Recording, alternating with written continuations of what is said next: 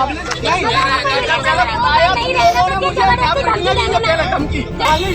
नहीं कर मेरे से पैसे मांगे थे, पैसे मांगे। ग्वालियर शहर के फूलबाग स्थित गांधी प्राणी उद्यान यानी कि चिड़ियाघर के बाहर युवक युवतियों ने जमकर हंगामा किया। युवक युवतियों के बीच ये हाई वोल्टेज ड्रामा लगभग आधे घंटे तक चलता रहा, जिससे वहां भारी भीड़ जमा हो गई। युवतियों में से एक ने युवक का गिरेबान कसकर पकड़ कर रखा था और बीच बीच में उसकी चांटे से पिटाई भी की जा रही थी। पीटने वाली युवती युवक वसीम खान पर ब्लैकमेल करने का आरोप लगा रही थी। ये सभी लोग भिंड के रहने वाले हैं। अलग अलग धर्म के युवक युवती के बीच में हंगामे की खबर सुनकर मौके पर हिंदू संगठन के लोग भी पहुंचे और पुलिस भी पहुंची थी। इसके बाद सभी को थाने लाया गया और मामले की जांच पड़ताल शुरू की गई। दरअसल शहर के चिड़ियाघर के सामने 20 सड़क पर लोगों की भीड़ के बीच दो युवतियां एक युवक को कॉलर पकड़कर बारी बारी से चांटे जड़ रही थी। पिट रहा युवक वसीम खान है, जो युवतियों के बुलाने पर कार में सवार होकर चिड़ियाघर क्षेत्र में पहुंचा था और जैसे ही वो कार से उतरा, दोनों युवतियों ने उसे कॉलर और बाल पकड़कर घेर लिया और चांटे की बारिश शुरू कर दी। विवाद के पीछे की जो वजह सामने आई, उसके मुताबिक दोनों में से एक युवती का अफेयर युवक वसीम खान के साथ था।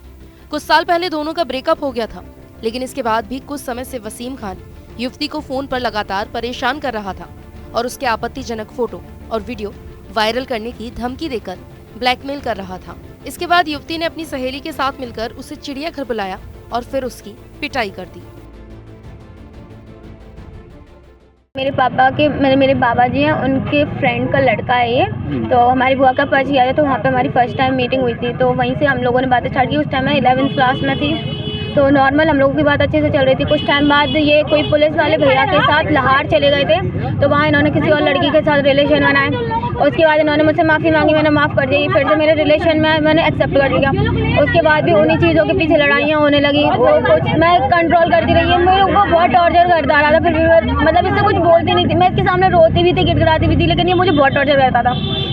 और अभी क्या हुआ? अभी कुछ नहीं हुआ। मैंने 2-3 महीने से इनसे रिलेशन खत्म कर दिया है और मैं कोई बात नहीं करती, हर जगह से ब्लॉक कर दिया। तो ये हर अननोन नंबर से फ़ोन लगाते हैं, किसी ना किसी के फ़ोन से, तो मुझे धमकी देते हैं कि अगर तूने मुझसे बात नहीं की तो अच्छा नहीं होगा। मैं तेरे घर वालों की आपके साथ मारपीट की? अभी इन्होंने मारपीट तो नहीं की है, लेकिन इन्होंने मुझे धमकी दी थी। कल या परसों इन्होंने कॉल किया, अगर तुम नहीं आई तो मैं तुम्हारे फोटोज को वायरल कर दूंगा और तुम्हारे मम्मी पापा को घर से या मेरे भाई वगैरह बाहर रहते हैं। इसका वसीम खान नाम है, ये भिंड बस स्टैंड का रहने वाला है।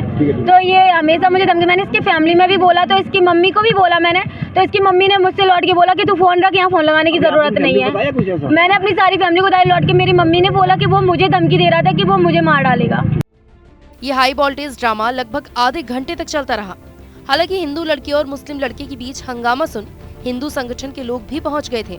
उन्होंने भी वसीम खान से लड़कियों को परेशान करने की वजह पूछी और पुलिस को इस मामले में सख्ती से पेश आने की हिदायत दी।